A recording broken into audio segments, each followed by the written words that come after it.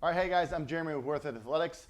I just want to take 5 minutes of your time and I want to show you how to increase your gymnastics volume by using a style of training called fartlek training that usually is used in running, but I like to use it in gymnastics. I got this from at the Chris Hinshaw course, and then I just kind of molded to myself and created a little progression to work my way through, and I've seen fantastic results in being able to increase the volume of my toes to bar, of double unders, of pull-ups, push-ups, basically any type of gymnastics movement or high volume movement that you can think of. This progression works really well, and it's all based off of time, so it's really easy to apply to other movements. So I got 4 minutes left. Here's what I want to show you. We have 12 seconds of work followed by 48 seconds of active recovery. So you're going to have two different moves, right? You're going to have, let's use the example for pull-ups, kipping pull-ups, and this can be chest to bar pull-ups if you're really good at volume for pull-ups as well. But so you have kipping pull-ups. You're going to do as many reps as possible inside of 12 seconds as quickly as possible. All right. Now, just as an example, I'm using 10 reps for an example. So every single time you're going to try and get 10 reps inside of that 12 seconds of work immediately into whatever looks exactly like that same pull-up. So all I'll do is I'll take a very skinny band or even a PVC pipe, an empty PVC pipe, and I will attach it to the band and I will just do pull-ups in a strict fashion, nice and slow, keeping the same shape as a regular pull-up. And if I'm doing butterfly, I'll do the same butterfly pull-up and I will try and work for 48 seconds. Then immediately go back into 12 seconds of work, okay? So here's your two basic principles. Work into active recovery. The move you want to change into same looking move, just with no load, okay, or intensity. So now here's the progression. In the very beginning, with this style of work, 12, 48, you're going to start off with 5 rounds. Now, if you get it through all 5 rounds and you get to 50 reps, or you get the same number of reps, all 12 seconds, all 5 rounds, then you move into week 2, right? Week 2 is going to be 6 rounds. So now the goal here is we're going to progress in rounds, total rounds, over the course of 3 to 4 weeks, maybe even 5 weeks.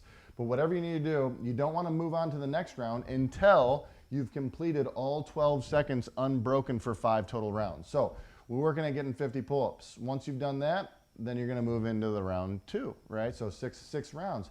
You're now trying to get 10 reps for 6 rounds unbroken the whole way through. Once you do that, you move on to round 3 or week 3, which is going to be 7 rounds. So your goal is you're trying to increase this overall volume through round totals.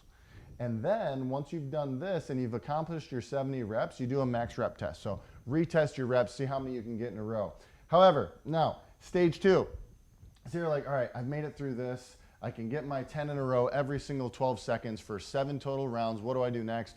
Well, now instead of continuing on the rounds, because I don't want to waste my time, I want to increase my work period. So now I'm going to go 15 seconds of work. So I increased the amount of work, the time, and I'm going to go back to week 1 of 5 rounds. So now I have 5 rounds of 15 seconds of work. I'm shooting for 12 to 15 reps. Once I can do all 5 rounds unbroken, I'm then going to increase the rounds, staying at 15 seconds. So just as you can see in our little volume progression, this week 1 equals week 2's number of volume. So you're going 60 reps, 70 reps, 84 reps in that 3rd week.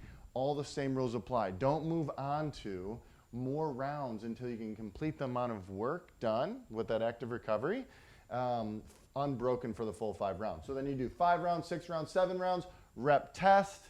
Then you can see stage 3. Now we're going 17 seconds of work, 15. Stage 4 is 20 seconds of work. If you didn't notice, the active recovery time decreases. So as our work time increases, our active recovery time decreases. So we're building up the ability to recover quickly between rounds and reps. Okay. Now this works great for toes to bar. If you're doing toes to bar, you go toes to bar for the time allotted into some sort of really easy alternating like V-up or bicycle, right, for the active recovery. Basically, just apply this overall principle of volume of 12:48 for the weeks progressing as you work your way through. And just remember, don't ever increase rounds until you can go unbroken through the full first set of rounds that you're going through. So please try this out, give it a try. Let me know if it works for you. It has worked fantastically for me, especially prepping and getting ready for the Open. But it works, but you have to do it. Try it with any gymnastics move you want, and hope you like it.